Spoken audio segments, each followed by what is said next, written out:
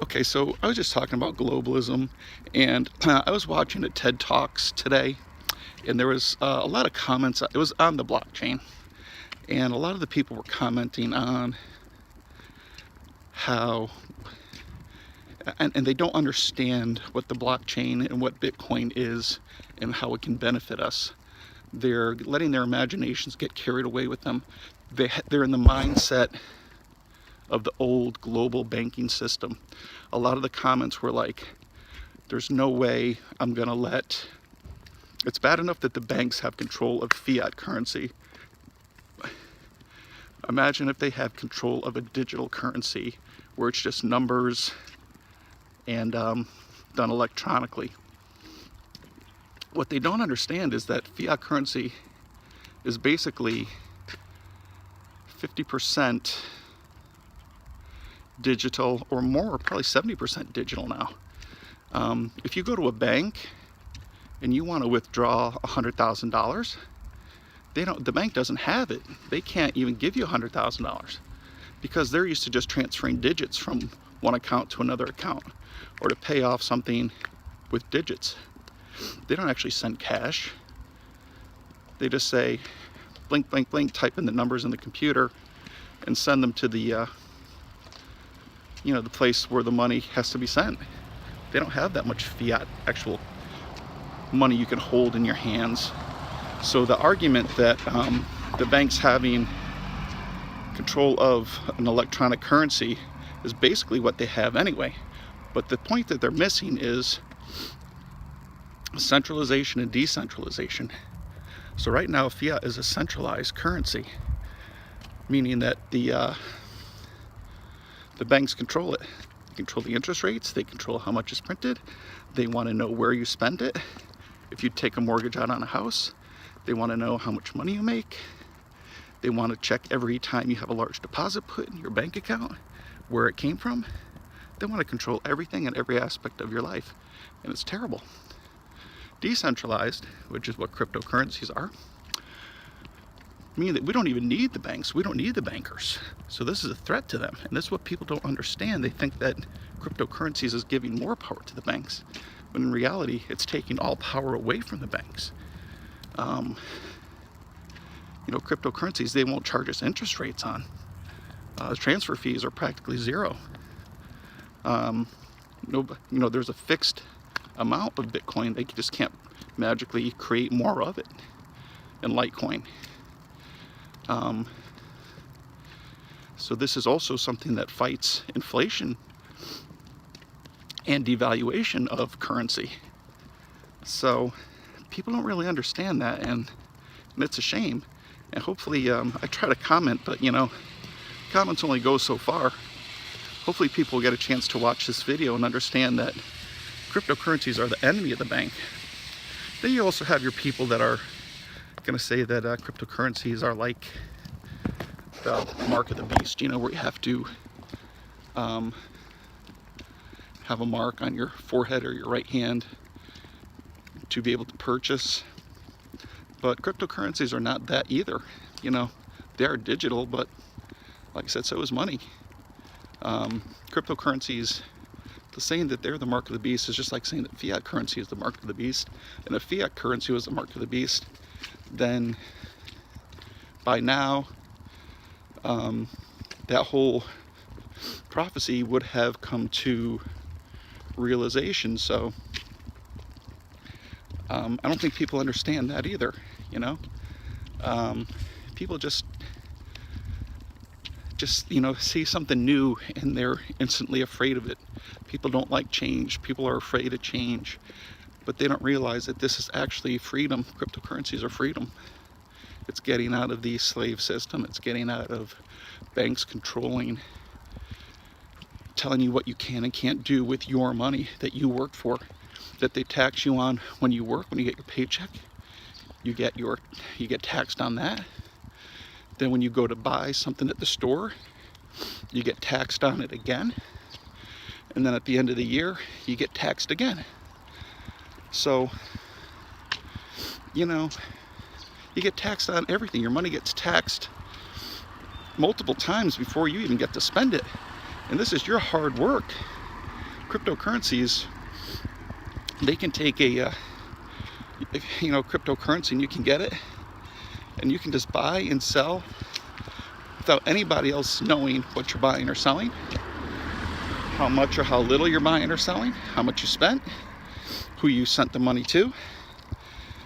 And these are going to be through privacy coins, which I think are going to be very popular as well. I know right now this is one of the main reasons why cryptocurrencies are having such a hard time being accepted by the banking industry, is because they can't control it. So if you had Monero and you got paid in Monero, I guess your employer could still tax you on it. But if you do an under the table job, or you're some type of a laborer or a contractor who gets paid cash, or gets paid, even in Monero, for instance, and then if there's enough businesses that accept Monero as payment for goods, or buying whatever cars independently or whatever you want to buy, you could actually get paid. No one would ever know how much you got paid. You could spend it. No one would be able to tax you on it. And no one would ever know how much you had of it. And this is what the banks are afraid of, because they know that we will no longer need banks if we have cryptocurrencies that have privacy abilities. And this is why Litecoin is working on what they call fungibility, which is privacy. Litecoin, guys, is the coin of the future, just to let you know. The market's up, the market's down, and a lot of that just has to do with people understanding it, accepting it, and accepting cryptocurrencies. The more people that accept cryptocurrencies, the more freedom we'll have, the richer we'll become as individuals and as a society, because right now the Fed pretty much uses our money to create more debt for us. Every time we get money, we deposit it in the bank, they can reloan out that money 8 times for what it's worth. So if someone gives you, if you take say $1,000 and put it in the bank, they can loan out $8,000 on that. It's crazy, right? And then they charge interest on it, and it just brings the whole economy into further debt. So the banking system is terrible it's not meant to help us, even though we think we need banks, because it's just the way that we've lived for so long. But we really don't need banks.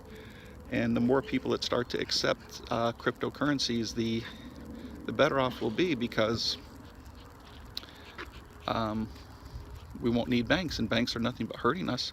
Yeah, they're a good place to keep your money in and save, but if you have a good cold storage wallet for cryptos where you can keep money offline, then you don't need a bank. The problem right now is just getting people to accept it, getting people to put money into cryptocurrencies and stop using fiat as much as possible. So that's basically my message for the day, is that cryptocurrencies are not the mark of the beast. They're not keeping us from our freedom. They're helping us with freedom. And guys, I love you. Sorry for ranting a little bit today, but these are just things that have been weighing on me a little bit about the way that the world works, and that a lot of people don't understand it. They don't understand what globalism is and how bad it actually is, that it's a slave system where you no longer elect your leaders are appointed. It's kind of like the Hunger Games. Like the United States was going to be in charge of military, mostly. China was going to be in charge of production. Other countries would be in charge of technology. But you look at China, the people there are so miserable. They have to work 14-hour days, 6 days a week. They actually have what are called suicide nets outside of their windows, and you can look this up. I'm not making this up, guys. It's awful. But look at Foxconn. That's one of the manufacturers of the Apple's cell phones. People were so, I mean, it's just such a miserable life. You get up every day and you do the same monotonous job, clipping this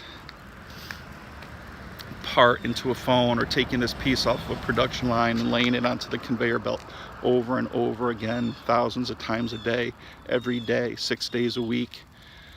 The people, you know, were committing suicide. They were jumping out of the windows of the Foxconn building just to end it all, just to end the misery that they were in. So what did Foxconn do?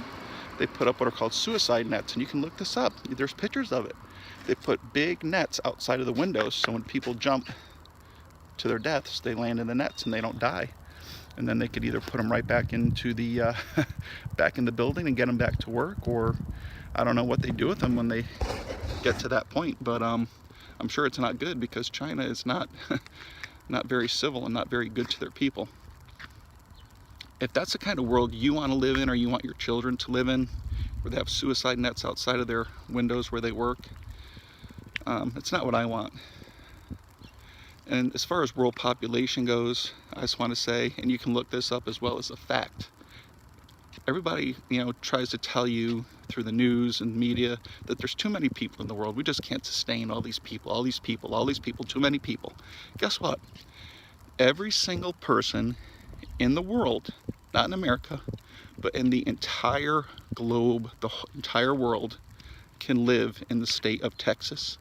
A family of four can live in a 1,200 square foot house in the state of Texas. Every single person in the world can fit in the state of Texas in a 1,200 square foot house. I know it's not a huge house, but we're talking about one state, Texas, out of the whole world.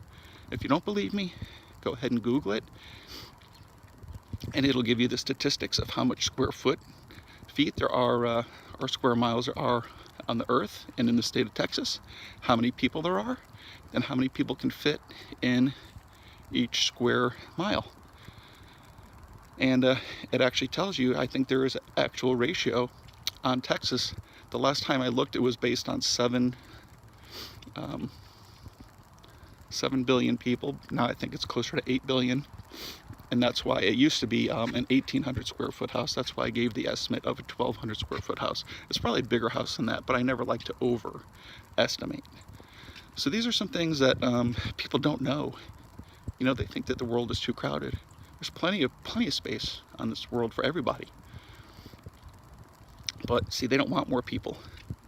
The more people, the more problems for them. You know, they're a very few in power, in charge of many people, and the more people, the more problems they have. They'd rather eliminate people so they have less problems, less worries about takeovers and getting thrown out of their power, more people finding ways to become rich like them and dethrone them. And for them, it's not worth it. They're power hungry, they're greedy, they're Satanists, and they don't care about us. We're like ants to them that they would just as soon see squashed under their feet. They give two craps about us. All right, just keep that in mind. Guys, again, I'm getting there 15 minutes. This is my second video of the day, so I'm gonna cut it off here. Love you guys. Hug, kiss your wife, hug your kids, pet your pets. I love you. God bless. Peace out.